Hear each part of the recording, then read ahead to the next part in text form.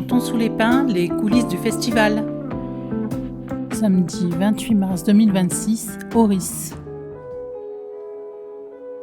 Balance de Yarros.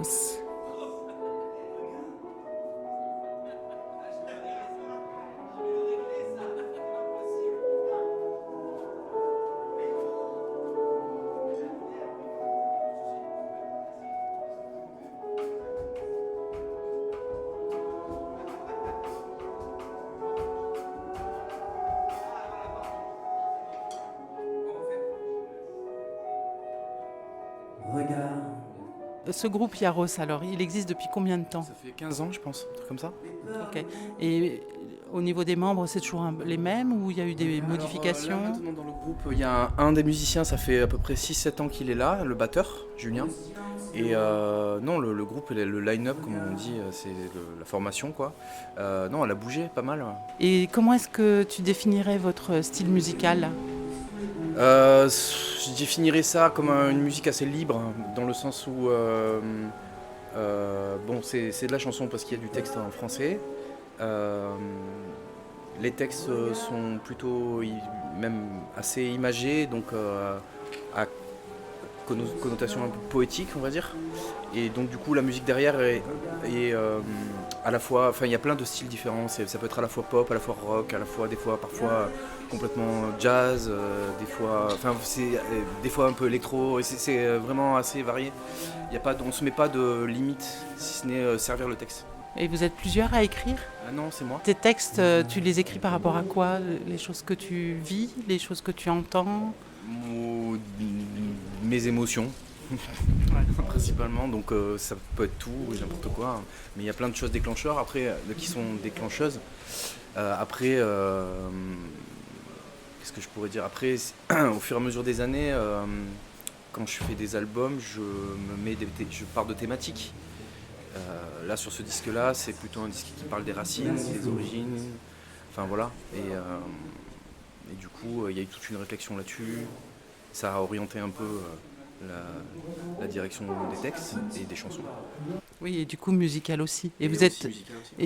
et tu partages aussi les mélodies, la composition des mélodies. Vous êtes plusieurs à travailler Sur les arrangements en tout cas, ouais. sur les arrangements, pas forcément la mélodie. La mélodie Non, il y a de base. choses que j'écris, je compose la chanson, et puis il y a des choses que j'ai envie de garder, d'autres que j'ai pas envie de garder. Ok. Ou que je suis plus ouvert, et ça, du coup ça bouge des endroits, mais c'est bien aussi en fait. Voilà. Mais globalement, après, si je suis satisfait d'une chanson, que j'ai pas envie qu'elle bouge, non, on garde plutôt l'ossature et puis on travaille sur des arrangements. Vous avez une actualité sinon Oui, bien sûr, ouais, on a une belle actualité. Là, on est encore sur notre tournée de sortie d'album, il est sorti en 2025. Donc ça fait un an, en fait, un an d'album. Donc là, on a encore quelques belles dates qui arrivent, même pas mal de belles choses jusqu'à la fin du printemps, début d'été. L'été, ça se calme un peu. Ça reprend un peu à l'automne, et puis en 2027, il y a encore pas mal de choses qui arrivent là. Puis on est en train de travailler sur un prochain disque. Voilà. C'est super. Ouais. Bon. Eh bien, bon concert alors. Ouais, merci. Bonsoir Martial. Bonsoir. J'aimerais savoir depuis combien d'années maintenant tu fais partie un petit peu des accueillants de l'association Chantons sous les pins sur Auris. Alors, c'est une histoire en plusieurs temps. Je crois que c'est aux alentours de 2011 qu'on a accueilli notre premier artiste à Auris dans le cadre de Chantons sous les pins. C'était avec une autre association, c'était avec le TN10, le Théâtre National 10, et c'était pour Aldebert. Et donc pendant quelques années, on a accueilli Chantons sous les pins dans ce cadre-là. Puis on a rejoint l'association, donc on a été bénévole sur d'autres lieux aussi, pas que à Auris. Et là, c'est la 3e ou 4e année quand on accueille Chantons à Auris avec mon association Moon Label. Moon Label. Qu'est-ce que fait ton association exactement ? Alors là, en ce moment, elle se repose un peu. Elle est en demi-sommeil, mais le projet d'origine, c'est un projet d'accompagnement de jeunes artistes de Nouvelle-Aquitaine dans différentes disciplines artistiques et culturelles. Donc pendant 5-6 ans, on a accompagné des artistes en musique, en danse, en cinéma, en photographie. Voilà, l'idée c'était de les accompagner sur des projets de représentation ou d'albums, de spectacles, voilà. Les accompagner à travers de la diffusion, de la production, tu peux m'en dire un peu plus ? Par exemple, pour ce qui est des projets autour du cinéma, on a coproduit et mis en œuvre des projets de court-métrage. Donc on s'occupait en partie de la production, de l'organisation de la régie. Régie de tournage, donc pas la régie technique, mais tout ce qui était hébergement, restauration, transport. Et après, on accompagnait le projet jusqu'au bout vers de la diffusion. Donc on organisait des projections qui permettaient, entre autres, de financer les projets suivants. Voilà. Vous allez poursuivre ce partenariat avec Chantons sous les pins, là ? C'est un peu une zone de flou. Pour l'instant, on ne sait pas trop. Peut-être que c'est la dernière année à Auris. Il y a un changement de municipalité, comme dans beaucoup de communes. Et puis, c'est vrai que là, ça repose sur très peu de bénévoles, en réalité. L'association étant un petit peu en sommeil, on arrive à trouver des renforts ponctuels, mais je ne peux pas garantir que l'an prochain, nous serons toujours là pour accueillir Chantons. Ça a été une jolie aventure. Moi, j'ai aimé m'associer à Chantons à différents niveaux, en tant que structure d'accueil, en tant que bénévole sur différentes dates. C'est une équipe que j'ai plaisir à retrouver, l'équipe technique que j'ai aidée pas mal de fois et donc j'ai toujours plaisir à accueillir, et l'équipe de bénévoles qui se renouvelle, donc avec des têtes que je connais, des nouvelles aussi. Donc voilà, en tout cas, pas de regret. Ben, merci beaucoup, Martial. Merci à toi. Ta copine en cloque, et demain tu quittes la coloc et ciao la banlieue au mille chemins de fer. Bienvenue Boulogne-sur-Mer, hasta siempre Argenteuil. Depuis combien de temps existe cette formule Zarza acoustique ? Ça fait pas très longtemps, hein. Ça fait, on l'a testé il y a 1 an et demi, en décembre 2024. Mais en fait, c'est une formule auquel on avait pensé depuis longtemps parce qu'il y avait des chansons plus posées, parfois plus profondes, plus poétiques, plus tristes, qui rentraient jamais dans notre set plutôt festif, qui est bâti pour des publics qui ont envie de danser. Plus des festivals, quoi. Voilà. Et du coup, des festivals. on avait toujours ces chansons-là qu'on jouait pas. Et du coup, Chipou, qui est l'archiviste de Zarza, il a accumulé un tas de chansons en disant regarde. Chipou, notre clarinettiste qui est là en face de moi. Du coup, il a accumulé ça sur son ordi et à chaque fois, on se disait « Ah, mais on joue pas tel morceau, et tel morceau, il commence à être vieux, mais on l'a même pas joué. » Et du coup, à force de ça, on a commencé à tester vraiment un projet complètement différent de Zarza tel que les gens l'imaginent, quoi. Ok. Il y a eu une première date en décembre 2024 et après surtout depuis en novembre on a fait quelques dates et surtout depuis cette année en fait. Ouais, c'est ça. C'est un format en fait qui permet aussi, comme disait Timo, de proposer des chansons plus posées, plus calmes, quelque chose de plus intimiste aussi. Et il y a un peu un lien avec le public un peu plus intimiste, quoi, qui se crée, et un peu plus direct aussi peut-être. Et nous, Puis on rejouait peut-être dans des plus petits lieux où on jouait peut-être plus au début mais où là ça devient compliqué assis sur scène avec une batterie etc. de se caser. Du coup c'est l'occasion d'aller sur d'autres scènes aussi. Timo, Chipou et moi, Tonio, on est en fait le noyau, on va dire, un peu créateur de Zarza. Avant, on jouait avec d'autres instrumentistes, musiciens, donc à la batterie et contrebasse. Et après, on a eu dans la formule Zarza, on a eu le contrebassiste et le batteur qui sont arrivés avec un tromboniste. Donc ça, c'est la formule à 6 sur scène, plus Emilou, un G-son.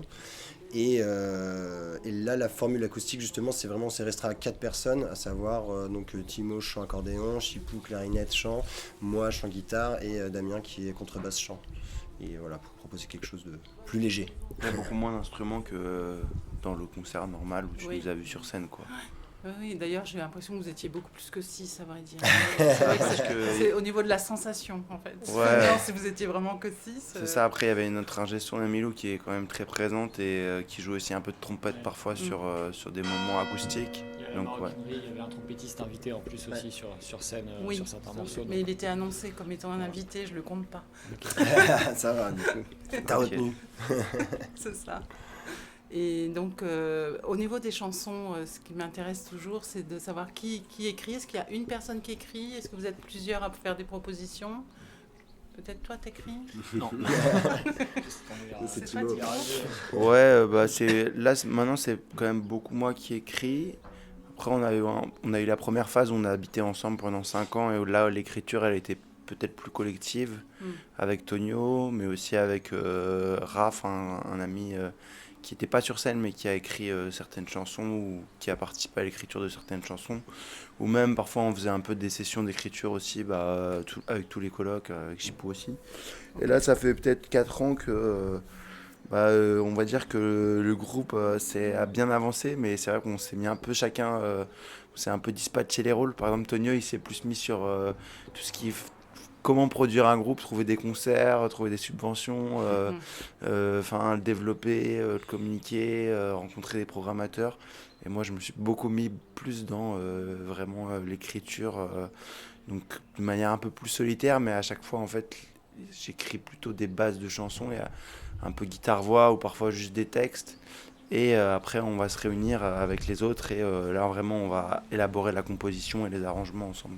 Et parfois, quand même, Tony aussi, il va ajouter certaines phrases ou certains trucs. Donc, après, on n'a pas un schéma préétabli, mais là, c'est peut-être, il y a un côté peut-être un peu plus solitaire dans la création, dans la première phase.